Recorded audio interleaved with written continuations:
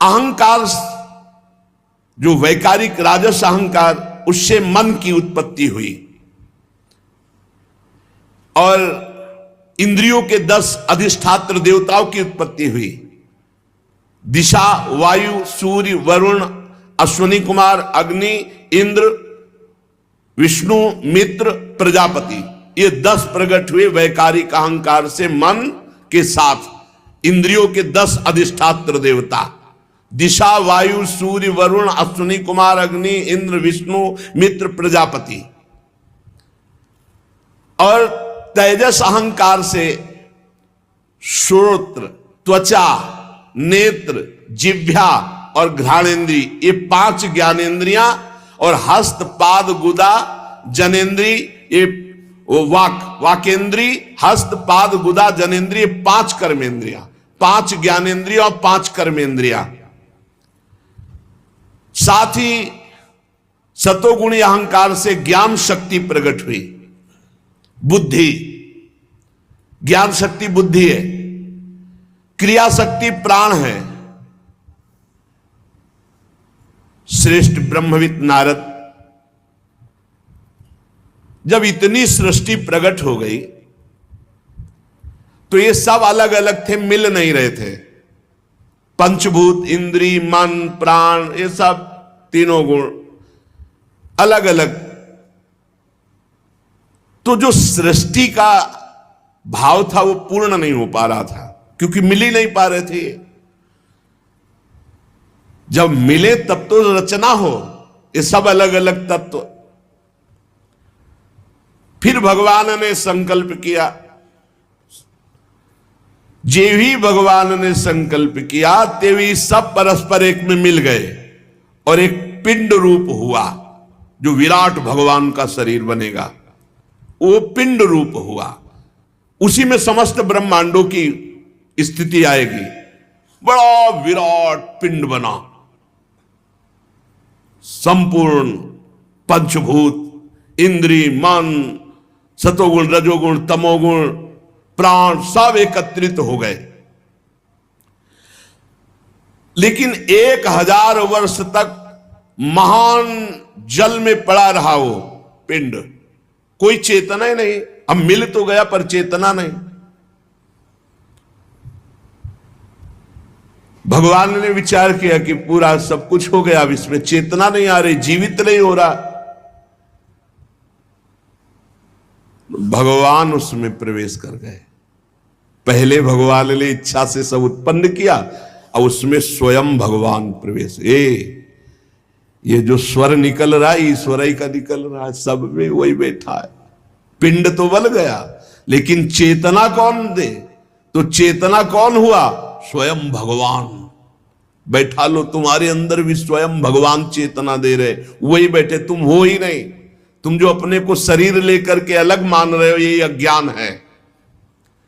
जो ही भगवान उसमें प्रवेश हुए, विराट स्वरूप भगवान। क्या? जंघा, चरण, भुजाएं, नेत्र, मुख, सब चैतन्य, एकदम चेतना जागृत हो गई। इन्हीं में समस्त लोक प्रकट हुए। जितने लोक है ना, वो विराट भगवान के शरीर में ही। पैरों से लेकर कट पर्यंत सातों पाताल, कटी से लेकर चरण तक सातों नीचे के पाताल। भूलोक की कल्पना की गई है नाभि देश में। हम लोग मध्य में रह रहे हैं, 7 ऊपर 7 नीचे। हृदय में स्वर्ग लोक की, परमात्मा के वक्षा स्थल में महर लोक की, गले में जन लोक की, और यहां वक्षा स्थल में तपोलोक की, मस्तक में ब्रह्मलोक की।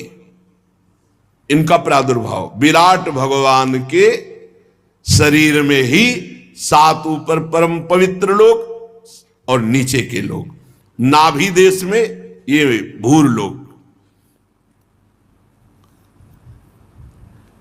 विराट पुरुष की कमर में अतल लोक, जांघों में वितल लोक, घुटनों में सुतल लोक, जंघा में तलातल लोक, एड़ी के ऊपर गांठों में महातल, पंजे और एड़ियों में रसातल और तालुओं में पाताल लोक।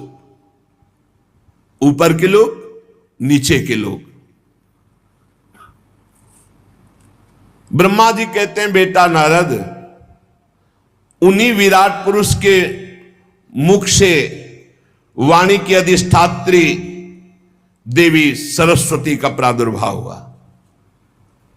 जिह्वा से वाणी की अधिष्ठात्र देवी सरस्वती, और उसी से अग्नि का प्रादुर्भाव हुआ। मुख से भगवान के तेजोमय अग्नि का प्रादुर्भाव हुआ। कई प्रकार की अग्नियां होती है, और सातों छंद भगवान की त्वचा से प्रकट हुए। गायत्री, त्रिष्टुप, अनुष्टुप, उष्णिक, बृहति, पंक्ति और जगति, ये 7 छंद हैं। ये 7 धातुओं से प्रकट हुए।